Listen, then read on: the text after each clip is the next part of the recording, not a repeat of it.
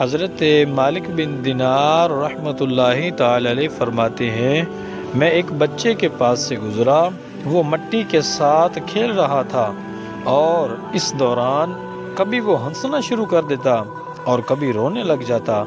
میں نے ارادہ کیا کہ اسے سلام کروں تو میرے نفس نے مجھے منع کیا۔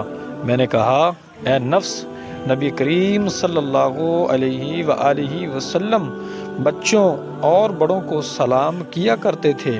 پھر میں نے اسے سلام کیا تو اس نے کہا، وعلیکم السلام ورحمۃ اللہ۔ اے مالک، میں نے کہا، آپ مجھے کیسے پہچانا؟ اس نے کہا، عالم ملکوت میں میری روح نے آپ کی روح سے ملاقات کی تھی تو اس نے مجھے پہچان کروا دی جو زندہ ہے اور اسے کبھی موت نہیں آئے گی۔ میں نے کہا، نفس اور عقل میں فرق کیا ہے؟ اس نے جواب دیا، نفس وہ ہے جس نے آپ کو سلام کرنے سے منع کیا اور عقل وہ ہے جس نے آپ کو سلام کرنے پر ابھارا۔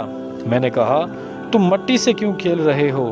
اس نے کہا، میں مٹی سے اس لیے کھیل رہا ہوں کہ ہم اسی سے پیدا ہوئے اور اسی کی طرف لوٹ کر جائیں گے۔ میں نے کہا، تم کبھی روتے ہو اور کبھی ہنستے ہو، کیوں؟ اس نے کہا، جب مجھے اپنے رب عز و جل کا عذاب یاد آتا ہے تو میں رونا شروع کر دیتا ہوں، اور جب مجھے اس کی رحمت یاد آتی ہے تو میں ہنسنے لگ جاتا ہوں۔ میں نے کہا، اے میرے بچے، تیرے نامہ اعمال میں تو کوئی گناہ نہیں جس کی وجہ سے تم رو، کیونکہ تم تو مکلف ہی نہیں ہو۔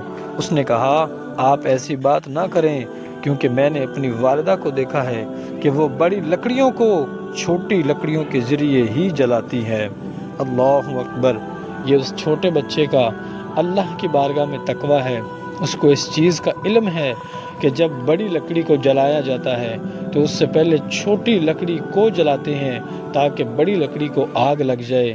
اس بچے کو اپنے آخرت کی اتنی فکر ہے کہ یہ بچہ اپنے رب کی بارگاہ میں روتا ہے، گڑ گڑاتا ہے، لیکن آج کا مسلمان اپنے رب کی بارگاہ کے اندر رونا تو درکنار، وہ بندہ اپنے رب کی بارگاہ میں توبہ کرنا بھی پسند نہیں کرتا۔ اس حکایت سے سبق سیکھیں اور اس حکایت کے ذریعے اپنے آپ کو بدلنے کی کوشش کریں۔ اللہ پاک ہم سب کو سمجھنے کی توفیق نصیب فرمائے۔